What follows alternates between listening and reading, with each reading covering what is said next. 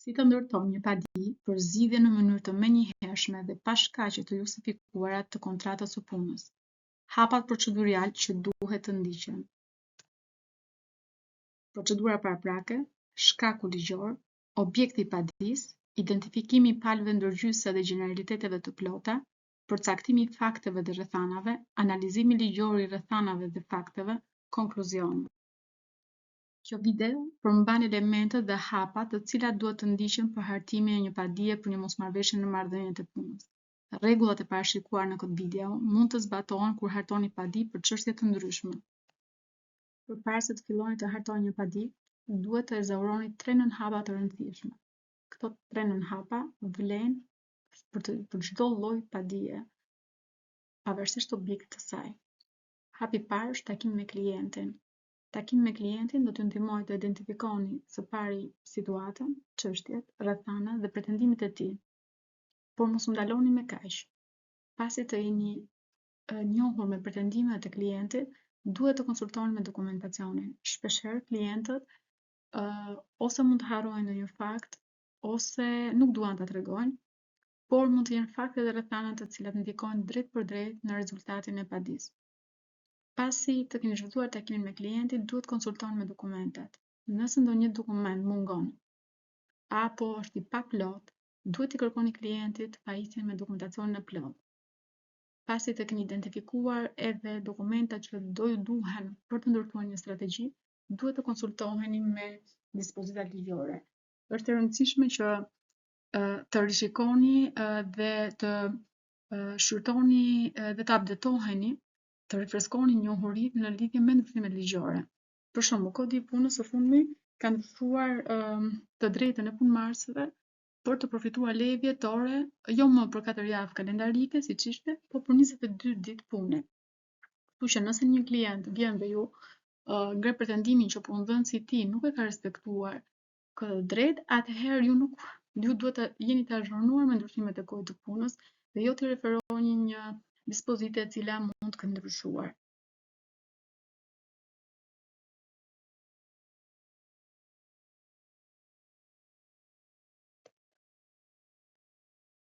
Hapi i radhës përpara se të uleni dhe të shkruani padinë është të përcaktoni dhe identifikoni shkakun ligjor.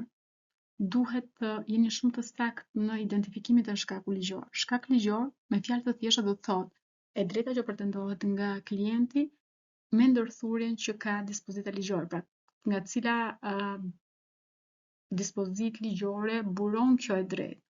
Për shembull, nëse padici pretendon që punëdhënësi e ka zgjedhur kontratën në mënyrë të menjëhershme dhe pa shkaqe të justifikuara, dispozitat që rregullojnë këtë drejtë parashikohen në Kodin e punës, së pari në lidhje me afatin e njoftimit, së dyti në lidhje me dispozitën që parashikon çfarë do konsiderohet shkak i pajustifikuar. Pasi të keni identifikuar shkakun ligjor, dhe duhet të jeni shumë konkret, sepse ndryshimi i shkakut ligjor parashtron kërkime të ndryshme dhe baza ligjore është e ndryshme dhe mënyra se si do ndërtohet padia është sërish të ndryshme. 2 shkaqe të ndryshme ligjore, 2 padi të ndryshme. Objekti i padisë duhet jetë i qartë, konkret, i plot dhe ezaurues. Ndodh shpesh që objekti i padisë është i paqartë ose nuk janë përfshirë të gjitha kërkimet në padi. Paqartësia e objektit të padisë apo mosvendosja e të gjitha kërkimeve mund të sjellë disa probleme të cilat ndikojnë në rezultatin përfundimtar të çështjes. Së pari, mund të sjellë rrëzimin e padisë, pasi është e pakuptueshme për gjykatën, ose mund të sjellë mos rivendosjen në vend të drejtave të padicit. Për shembull, nëse ju nuk kërkoni shpërblimin për vjetërsi në punë dhe afati për ta kërkuar është 3 vite apo 6 muaj dhe ky afat ka kaluar, ju në këtë rast do të humbisni këtë drejtë nëse nuk e keni paraqitur në objektin e padisë. Sigurisht që ju keni të drejtë të bëni shtesë të objektit të padisë, por duhet mbani parasysh që objekti i padisë nuk mund të ndryshohet pasi gjykata ka vendosur kalimin e çështjes në seancë gjyqësore. Në këtë slajd bëhet një dallim i qartë midis një objekti i cili është paqartë, për shembull deklarimin e pavlefshmërisë së njoftimit për ndërprerjen e marrëdhënies së punës dhe kthimin në vendin e mëparshëm të punës. Ky objekt është i paqartë së pari, nuk përmban nuk është i plot, nuk përmban kërkime të specifikuara. Ndërkohë, një objekt i qartë do të ishte detyrimi i palës së paditur të më shpërblej palën paditëse me pagën e 2 muajve për mos respektimin e procedurës për zgjidhjen e kontratës së punës me afat të pacaktuar, numrin e kontratës, datën e kontratës.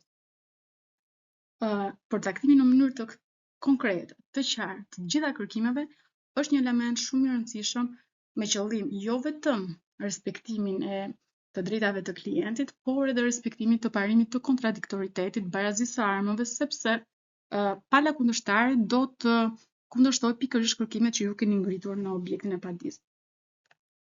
Identifikimi i palëve ndërhyjtëse dhe vendosja e gjeneraliteteve të plota. Një nga elementet e rëndësishme përpara se të fillohet për të hartuar padinë është që të identifikohen palët ndërhyjtëse. Pra pala paditëse, në këtë rast mund të jetë klienti juaj, mund të jetë pra pala që inicion procesin gjyqësor, por ndaj kujt shtrihen kërkimet është një tjetër palë ku duhet të ketë kujdes. Duhet shikohet kush është pra marrëdhënia juridike me kë është e lidhur.